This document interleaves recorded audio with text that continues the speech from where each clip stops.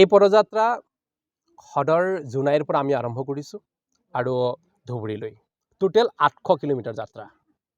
এই 800 কিলোমিটাৰ যাত্ৰাত জনসাধাৰণক আমি সজাগ কৰিব বিচাৰিছোঁ আৰু জনসাধাৰণক ক'ব বিচাৰোঁ যে বিনাশকালে বুদ্ধি ওলোটা হয়। আমাৰ সমাজ ব্যৱস্থাটো চাওক, আমাৰ সমাজত শিক্ষিত মানুহৰ সংখ্যা কম নহয়, আমাৰ সমাজত বুদ্ধিজীৱীৰ সংখ্যা কম নহয়, আমাৰ সমাজত সাহিত্যিক সাংবাদিকৰ সংখ্যা কম নহয়। তথাপিও বৰ্তমান সমাজ ব্যৱস্থাত যিটো বিশৃংখল সমাজ ব্যৱস্থা, অৰ্থনৈতিক বিশৃংখলতা আৰু ৰাজনৈতিক অচলাৱস্থা, আপুনি চাব দোকানে পোহৰে গৈ পেলাই সোধক আজি বিক্ৰী বাটা একেবাৰে নাই। এটা যদি বিক্ৰী বাটা নাই তেনেহ'লে কি হ'ব?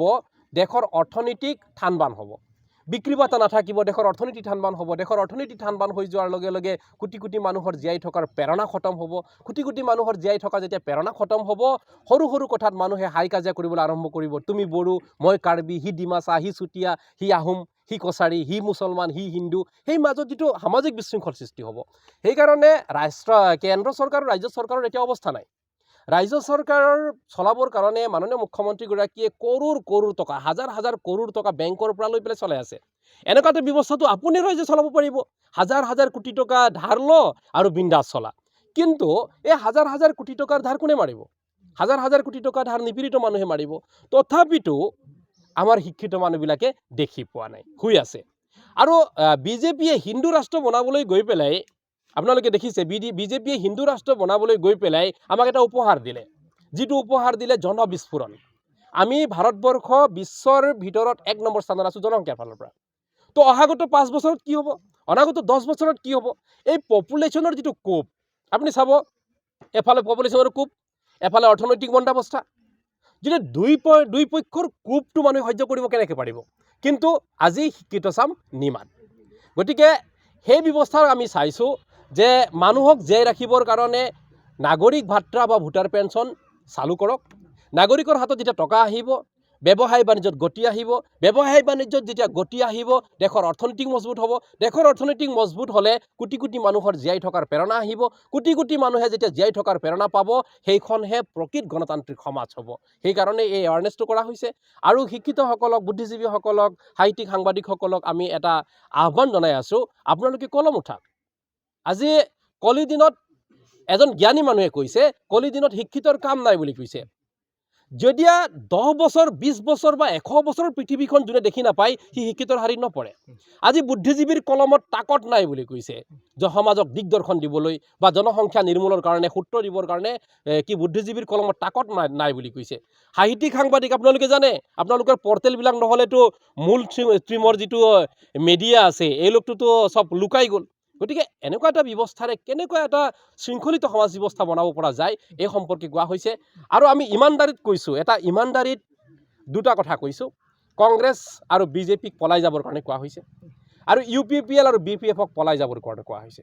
কাৰণ আমি আশা ৰাখিছিলোঁ এওঁলোকৰ পৰা নৱপ্ৰজন্মই জীয়াই থাকিব পৰাকৈ নতুন আশা, নতুন ভাষা আৰু নতুন এটা প্ৰজন্মক জীয়াই ৰাখিব পৰাকৈ নৱভাৰত, আৰ্থিক ভাৰত সৃষ্টি কৰিব বুলি আমি আশা ৰাখিছিলোঁ। কিন্তু এওঁলোক নেতাগিৰি কৰিবলৈ গৈ পেলাই জনসাধাৰণৰ পৰা বিচ্ছিন্ন হৈ গ'ল। গতিকে এওঁলোকক পলাই যাবৰ কাৰণে কৈছোঁ, কাৰণ ভোটাৰ যেতিয়া জাগ্ৰত হ'ব, এওঁলোকৰ পলাই থাকিবলৈ জেগা নহ'ব। এইকাৰণে এই এৱাৰনেছ কৰা হৈছে।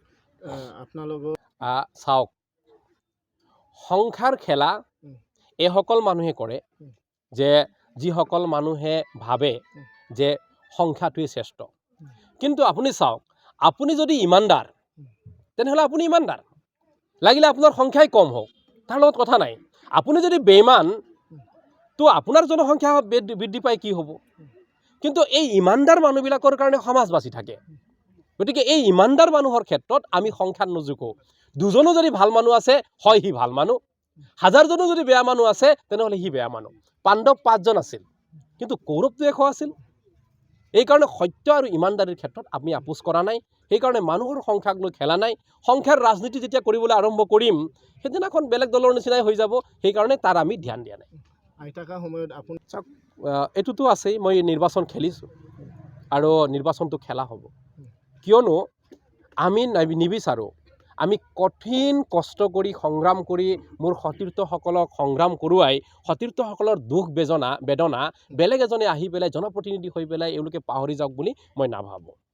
সেইকাৰণে মই যদি থাকোঁ বা এওঁলোক যদি থাকে আমি আমাৰ যিখিনি দুখ বেদনাবিলাক আমি বুজি পাম কিন্তু বেলেগ এজন আহি পেলাই যদি সি জনপ্ৰতিনিধি হৈ গ'ল আমাৰ মতে যদি আইনখন বনোৱাত যদি সি কৃপণালি কৰে তেনেহ'লে তাতকৈ দুখজনক বিষয় নাথাকিব এইকাৰণে গেৰাণ্টিড নিৰ্বাচন খেলিম আপুনি নিশ্চয় একফালৰ পৰা চাবলৈ গ'লে নিশ্চয় বিচাৰিম কিয় বিচাৰিম তো জনসংখ্যাৰ ফালৰ পৰা আমি ক্ষুদ্ৰ আমি জনজাতি বুলিয়েই কওক বা বড়ো মানুহ বুলিয়েই কওক বা মিৰি মানুহ বুলি কওক বড়ো মানুহে জীৱনত মুখ্যমন্ত্ৰী হ'ব পৰা কেপাচিটি নাই কাৰণ বড়ো মানুহে ছাতিখন এখন নাপায় তেনেকুৱা ক্ষেত্ৰত যদি মৌকা পায় যদি সুবিধা পায় যদি সমাজখনে ভাল এটা মঞ্চ বনক বুলি ভাবে তেনেহ'লে বড়ো মানুহবিলাকৰ যিটো চিন্তা ভাৱনা যিটো কি মৰেলিটি আছে যিটো সমানতাৰ ভাৱৰ এটা ব্যৱস্থা আছে গতিকে বড়ো মানুহ মুখ্যমন্ত্ৰী হোৱাৰ একো আপত্তি নাই কিবা আপত্তি থাকিব জানো একো আপত্তি নাথাকিব